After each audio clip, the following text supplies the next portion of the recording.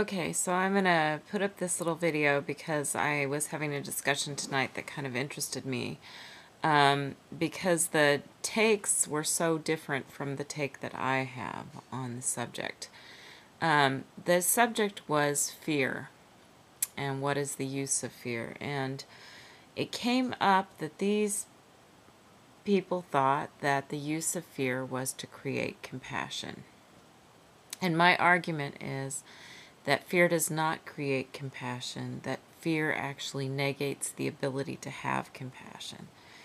And compassion and fear are two incompatible things. And it made me remember a story, and so I'm going to tell this story. I went to a show one weekend, and I had made quite a lot of money at the show, and I had the money on me as cash. And because I'm kind of silly, and my income is so kind of, the way that I make my living is so strange, I penny pinch because I know that it's feast or famine, and sometimes it's really famine. And so I had gone to the show, and I had tons of cash on me. And this was quite a few years ago, like had to be like 9 years ago. And so I got off the plane from this show, and it was a Sunday, and I didn't have my car at the airport. And so first I called a taxi to see how much it would be, and it was going to be so much money. It was going to be way too much money, I thought. So I thought, okay, I'm not going to take a taxi. I'm going to take the bus. Well, not normally taking the bus, I wasn't aware of how the schedule changed on weekends. And so what ended up happening was I ended up catching a bus, and I ended up in the hardcore downtown part of Portland. And so I'm sitting there in the middle of Portland waiting for the next bus to come along to take me to my destination home. And this man comes along who's a homeless man, and he comes up to me, and I've got this pack on me that has a lot of money in it. And he was really scary looking. And he comes up to me, and he says, don't you know this is the hood? What you doing in the hood this time of day? And I was just like, okay, I've got two choices here. I can show him how scared I am, or I can realize that he is another human being, and I can use everything in me not to fear him and just to say, he's my brother. Now, what I decided to do was to say, he's my brother. And so he comes up to me, and he was drunk and quite threatening. And he says, can I sit here next to you? And he said it in a way where he expected me to say no. And I instead smiled at him and scooted over and said, yes, have a seat. And it completely disarmed this man, who I'm certain at that point was ready and willing to do me harm.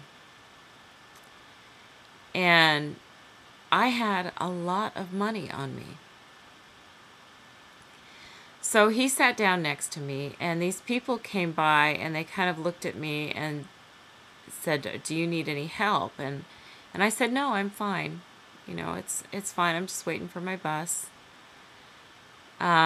Pretty soon, another man who is a companion of this man that was sitting next to me and had approached me originally threatening, comes and sits across from me. So I'm surrounded, kind of trapped in this bus stop by these two men. And the whole time I kept telling myself, compassion, nothing but compassion for them. Now, if I had said fear these men, what happened might have been completely different. But what ended up happening was I treated them like human beings. I talked to them on the same level. They felt no fear coming from me, no ability to hurt me. And I did not display that I felt threatened. And what ended up happening was by the time that my bus got there, which was like 3 or 4 hours later, because the buses just ran on this horrible Sunday schedule, which I had no idea they did. But by the time my buses got there, those two men had turned from the drunken, threatening forces that they were into two absolute gentlemen. They ended up taking my suitcases and putting my suitcases on the bus for me, kind of doing a short bow to me and saying thank you so much for talking to us, and you know, remember me kind of thing. And I sat down on that bus with this fanny sack full of money, thinking, wow, that was something I cannot and should not ever forget. That my mere choice not to fear them and to love them instead changed the experience from one that could have been life-threatening, life-taking, at least a robbery and an assault, to one that was a sweet experience that enriched, I think, 3 lives, at least. So that is why I believe that compassion and fear are not compatible companions.